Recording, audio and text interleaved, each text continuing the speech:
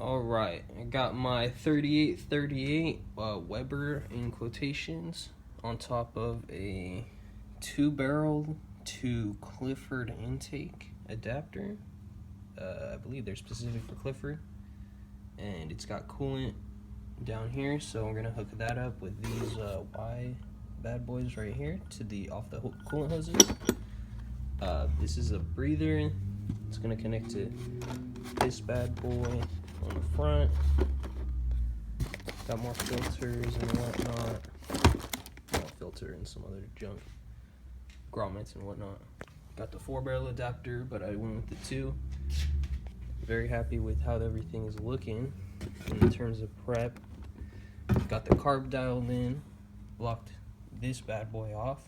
Swapped this guy from over here. It's gonna be my fuel intake. I think this is gonna be the vacuum line off of the distributor, and this bad boy on the manifold I thought was supposed to get plugged initially, but there's actually a connection for the vacuum line that goes to the transmission that goes right there.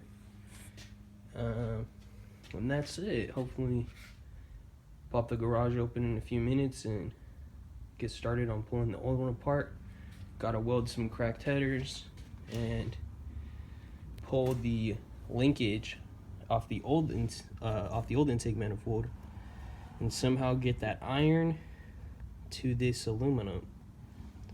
And I got a couple ideas on how to do that. There's one of them. They're with my hose clamps. And I'll catch you guys under the hood, I believe. Alright, so I got the carburetor all disconnected. I'm about ready to just pull it. I figure I may as well just pull the carb off while it's in here and then take the manifolds off separate. As you can see, this is the linkage. Right here I'm going to have to cut this right there, that thing, and somehow get this onto the new manifold. This is the little thing I was talking about, the vacuum line to the transmission, and hopefully that should just screw right into the new manifold. And that's about it for this little update right now. Fucking filthy car. Everything's all filthy under here. It's been cold and wet and the car's filthy. I haven't washed it in like 2 weeks. And I'm gonna have to pull these headers off and weld them and rewrap them and slap them back on. And hopefully she'll be running like a gosh darn sewing machine.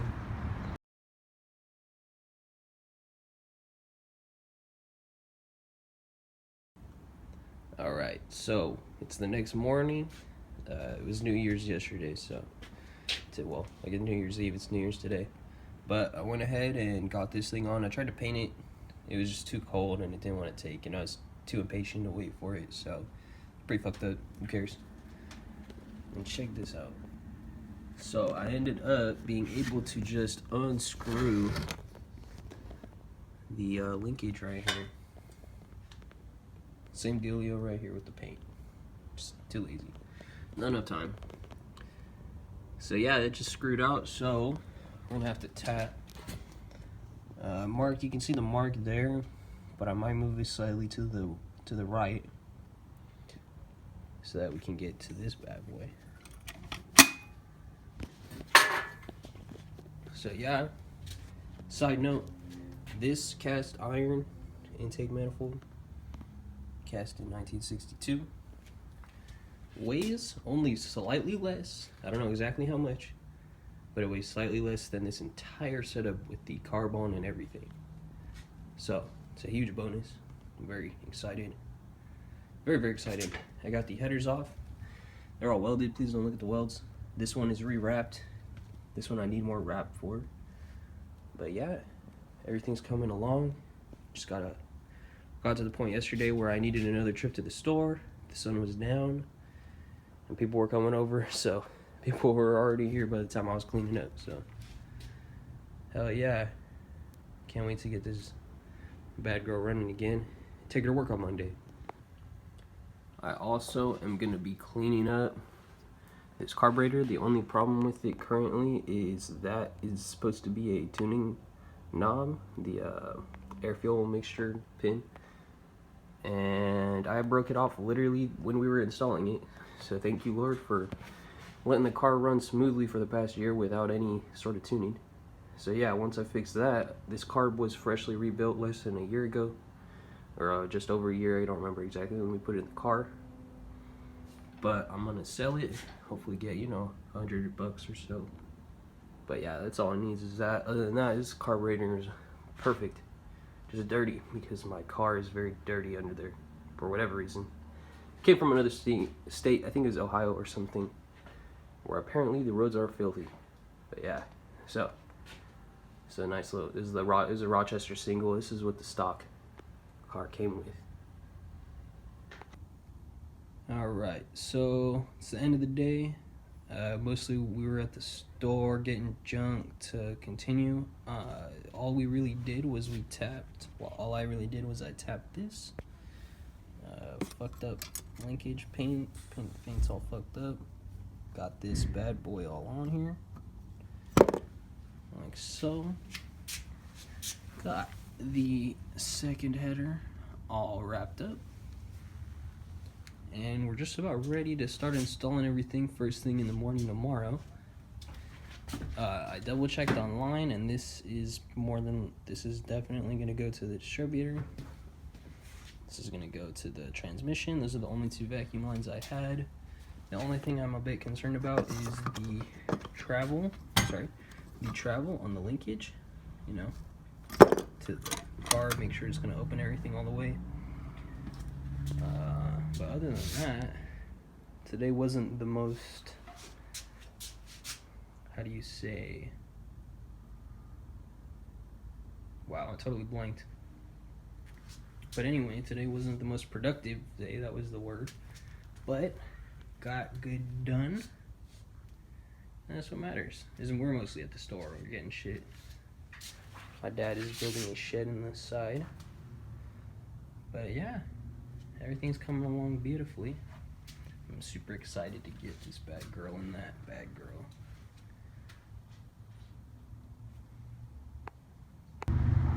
Alright, well, she's all in. It's been a few weeks since the last clip. I got this regulator in pretty cheap. It was having a leak coming out of the threads, so I went and got some gasoline specific Teflon tape, took care of that. I'm glad it was just that, otherwise I don't know what I would have done, because this is literally the only low pressure fuel regulator I could find, other than rebranded of the exact same thing. This gauge is not working, sadly. I think it's because I lost some of the fluid inside, but whatever. It's reading, if you look, very high. See, I mean, it wouldn't go above like there. 3 pounds is what you need for these 38s. Well, that was all I really had to button it. The car got pushed to the back burner because I'm driving a company truck now, so no longer daily driving this car, which means, you know, which is good for the car. I'm sure she likes the rest. Just drive her on Sundays to church, maybe after work to see friends and whatnot. That Clifford, everything is no leaks whatsoever. She's running great. The only problem I'm having is this this linkage. Just, if you look, it doesn't open. That's full open. As you can see, that's clearly not fully open. Don't want to flood the engine too bad. Clearly not fully open. I'm only getting about half throttle on this thing right now. So that's like the next step. I don't really know how I'm gonna do that though. Gotta do a lot of thinking, but go ahead and fire her up. I mean, she's running beautifully. She's, even with that minimal throttle, it's way better than with the single. So yeah, let me fire her up for y'all. She already ran today though, so it won't be a cold start, but it's been at least like 4 hours, almost 5. So see how she sounds. Yeah, I almost forgot. This little black spacer you all see right here is some sort of special plastic that basically keeps the carburetor from getting heat soaked when the engine sits for like 15, 20, 45 minutes or so, because otherwise then the carburetor will be too hot to touch. But like after it runs, you'll touch down here, it'll be nice and toasty, and you'll touch right here even after like 20 minutes of it sitting here, nothing, just like it is right now, just about. But yeah, here, enough keeping you guys waiting. I'll fire up right now.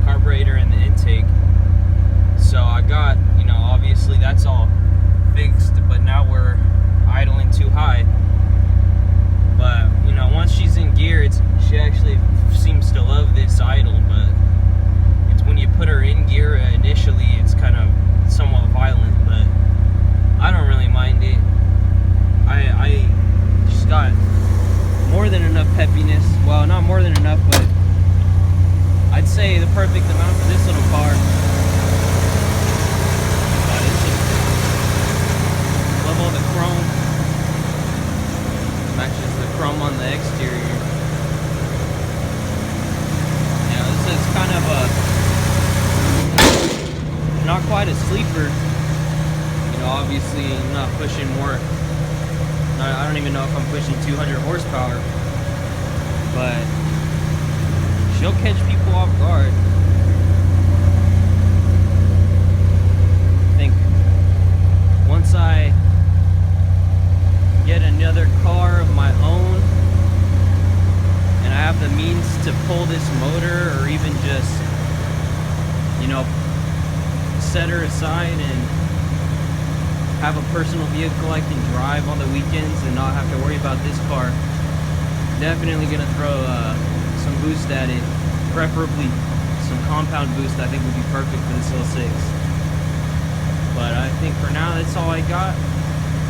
This was throwing a 38 Weber on my 6-cylinder 3.2-liter Chevy, and I mean, as far as I can touch, it's running better than like most cars after people beat on them for about a year.